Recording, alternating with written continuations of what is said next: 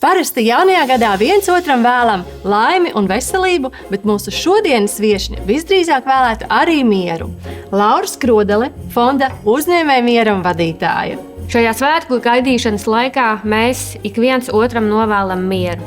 Un šajos apstākļos mēs runājam par mieru daudz plašākā kontekstā. Par mieru Latvijā, par mieru Ukrainā un par mieru visā pasaulē.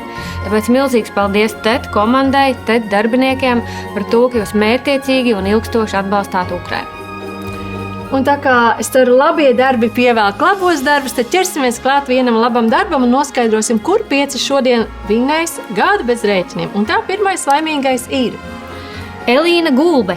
Apsveicam Elīnu! Otrais laimīgais ir Arnis Štāls. Sveicam Arni! Trešais laimīgais ir Dace Žīgure. Apsveicam arī Daci! Ceturtais laimīgais ir Nataļa Nikitina. Sveicam!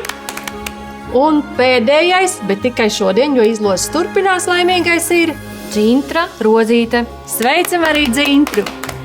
5 laimīgie noskaidroti, bet ja tu vēl neesi reģistrējies loterijai, dari to tūdaļ pat, jo izlozes turpināsies. Un kas tad jādara? Jādodās mājaslapa tet.lv/loterija. Nu tad turam īkšķis, lai visiem veicas!